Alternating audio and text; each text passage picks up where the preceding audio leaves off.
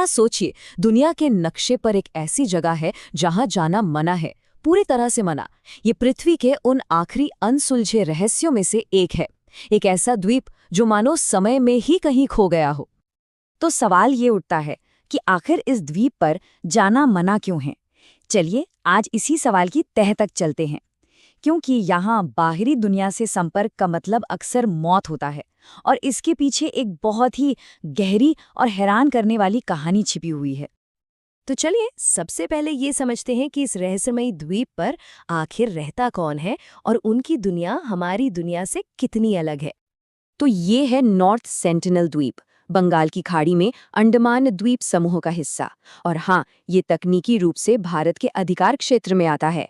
लगभग 60 वर्ग किलोमीटर में फैला हुआ ये घर है सेंटिनली जनजाति का। अब इनकी आबादी का अंदाजा लगाया जाता है, कोई कहता है 50, कोई कहता है 150, पर सच तो ये है कि किसी को भी ठीक ठीक नहीं पता। सेंटिनली लोग आप कह सकते हैं कि आज भी एक तरह से पाषाण युग में जी रहे हैं। शिकारी संग्राहक हैं, मतलब धनुष बाण से शिकार करना, खेती बाड़ी का कोई नामो निशान नहीं। और उनकी भाषा, वो बाहरी दुनिया के लिए आज भी एक पहेली है। और सबसे दिलचस्प बात पता है क्या है? वे कभी कभी जहाज़ों के टूटे फूटे मलबे से मिले लोहे का इस्तेमाल अपने औजार बनाने के लिए करते हैं। सोचिए, बाहरी दुनिया से इतने कटे होने के बाद भी वे कितने साधन संपन्न हैं। तो फिर सवाल उठता है कि ये लोग बाहरी लोगों पर हमला क्यों करते हैं? वजह है उनका दर्दनाक इतिहास। उनकी ये दुश्मनी यूं ही नहीं है, इसके पीछे बहुत गहरे जख्म हैं। ये टाइमलाइन कुछ अहम घटनाओं को दिखाती है। देखिए, 1880 में एक ब्रिटिश अफसर ने जनजाति के 6 लोगों को अगवा कर लिया था। फिर 1991 में एक उम्मीद की किरण दिखी जब नारियल देकर एक शांतिपूर्ण संपर्क साधा गया। पर 2006 और फिर 2018 की घटनाओं ने उसी दुखद पैटर्न को दोहरा दिया। बाहरी दुनिया से संपर्क का अंजाम अक्सर मौत होता है। उनकी इस दुश्मनी की जड़ें ना बहुत गहरी हैं। 1880 में जिन 2 बुजुर्गों को अगवा किया गया था, वे पोर्ट ब्लेयर पहुंचकर बीमारी से मर गए। बच्चों को वापस द्वीप पर छोड़ दिया गया। अब जरा सोचिए, उन बच्चों ने लौटकर अपने लोगों को क्या कहानी सुनाई होगी। यही वो डर है जो पीढ़ियों से उनके जहन में घर कर गया है। तो क्या सेंटिनली लोग वाकई में हिंसक हैं या फिर वो सिर्फ अपनी रक्षा कर रहे हैं? ये सवाल हमें उनके हर एक्शन को एक नए नजरिए से देखने पर मजबूर करता है। हो सकता है उनकी ये आक्रामकता डर और आत्मरक्षा का एक नतीजा हो।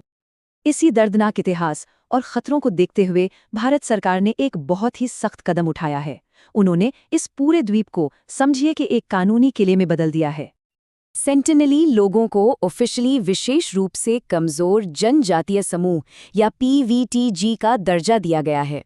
अब ये एक सरकारी शब्द है, पर इसका मतलब सीधा सा है। सरकार मानती है कि इस जनजाति को बाहरी दुनिया के खतरों से, खासकर बीमारियों से बचाने के लिए सबसे ऊंचे स्तर की सुरक्षा की जरूरत है। ये कानून कितना सख्त है, बस इस एक नंबर से समझिए। 5 द्वीप के चारों ओर 5 समुद्री मील का एक एक्सक्लूजन जोन है। मतलब इस रेखा को पार करना पूरी तरह से गैरकानूनी है। और हाँ, ये कानून सिर्फ कागज पर नहीं है। 1956 का एक नियम है जो यहाँ किसी भी तरह की यात्रा पर रोक लगाता है, और अगर कोई इसे तोड़ता है तो उसे जुर्माना और जेल दोनों हो सकती हैं। भारतीय नौसेना और तटरक्षक बल लगातार इस इलाके में गश्त करते हैं, और इन सब का एक ही मकसद है, इस जनजाति को बीमारियों और किसी भी तरह के शोषण से बचाना। लेकिन इतने सख्त कानूनों के बावजूद 2018 में एक अमेरिकी नागरिक ने इन्हें तोड़ने का फैसला किया। ये मामला है जॉन एलन चाउ का। एक ऐसी घटना जिसने नॉर्थ सेंटिनल द्वीप को पूरी दुनिया की नजरों में ला दिया। चाउ की डायरी से उनके इरादे एकदम साफ हो जाते हैं। वो एक मिशनरी थे और उनका मानना था कि सेंटिनली लोगों तक ईसाई धर्म का संदेश पहुंचाना उनकी जिम्मेदारी है। द्वीप पर पहुंचकर उन्होंने यही शब्द चिल्लाए थे। द्वीप के लोगों की प्रतिक्रिया तुरंत और बिल्कुल साफ थी। एक लड़के ने उन पर तीर चलाया जो सीधा उनकी बाइबल में जा लगा। ये एक खुली चेतावनी थी, लेकिन चाउ ने इसे नजरअंदाज कर दिया और अगले ही दिन वापस जाने का फैसला किया। अपने परिवार को लिखे आखिरी खत में चाउ ने माना कि इसमें खतरा है, लेकिन उन्होंने अपने मिशन पर पूरा यकीन जताया। वो मानते थे कि उनका मकसद किसी भी जोखिम से कहीं ज्यादा बड़ा है। चाओ की मौत ने दुनिया भर में एक बड़ी बहस छेड़ दी।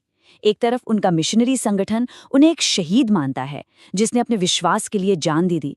वहीं दूसरी ओर सर्वाइवल इंटरनेशनल जैसे आदिवासी अधिकार समूह उनके काम को बेहद गैर जिम्मेदाराना मानते हैं, एक ऐसा कदम जिससे पूरी की पूरी जनजाति का अस्तित्व खतरे में पड़ सकता था।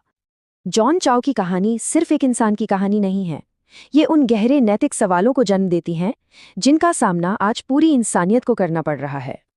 तो आखिर बाहरी दुनिया से संपर्क इतना खतरनाक है क्यों?